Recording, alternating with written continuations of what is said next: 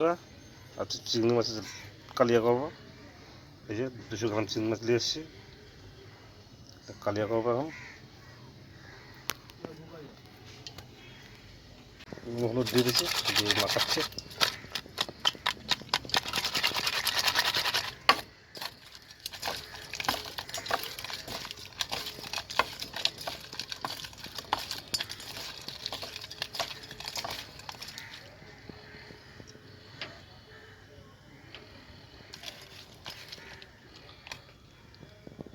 ভাজবে, কড়াই দিচ্ছি।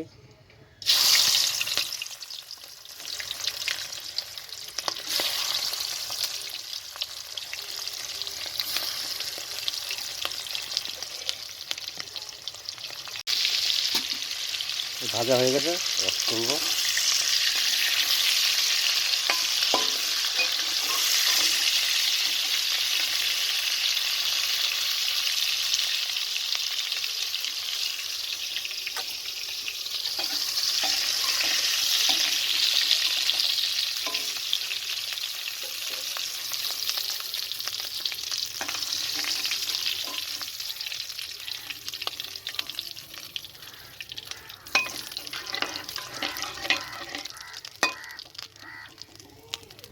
তেলের চিনি দিয়ে দেবো, কালো জিরে,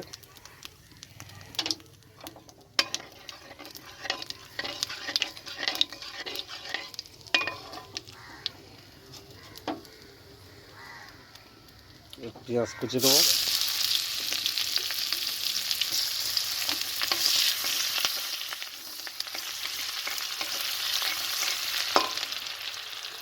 লাল হয়ে গেছে।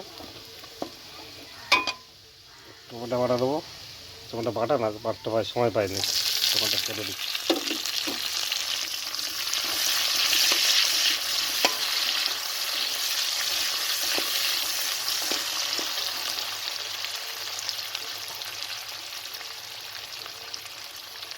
সামান্য একটু হলুদ দেবো, আর একটু পরে হচ্ছে লবণ দিলাম।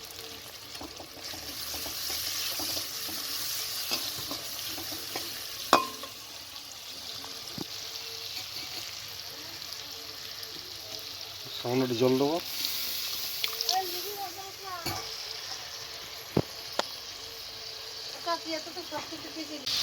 আদা রসুন দেবো বাটা, অল্প একটু বেশি লবণ,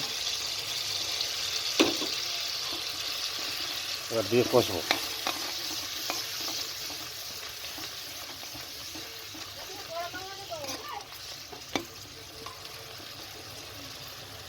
মশলা হয়ে গেছে, আদা রসুন গন্ধ চলে গেছে।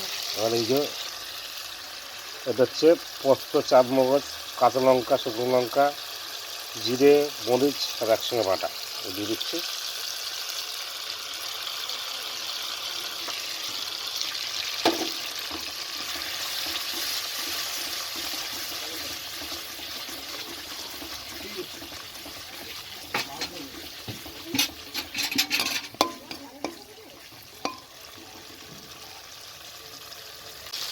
মশলা হয়ে গেছে, এবার জল দেবো।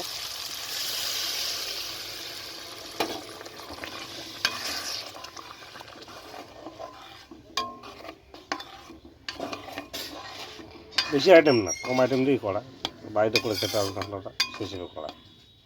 হালকার মধ্যেও ভালো লাগবে খেতে, খেয়ে রাখবেন। কমপ্লিট,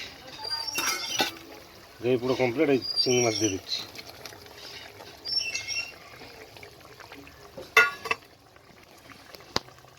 ভালো লাগবে, কম মশলায় ভালো লাগবে খেতে। কালাই করতে তো অনেক কিছু লাগে না, টক দই লাগে, দুধ লাগে, নারকেলের দুধ লাগে। তো এইভাবে করেছি, এইভাবে খেতে পারবে সবাই করে শর্টকাটের মধ্যে। কমপ্লিট। গরম মশলা দিচ্ছি, গরম মশলা,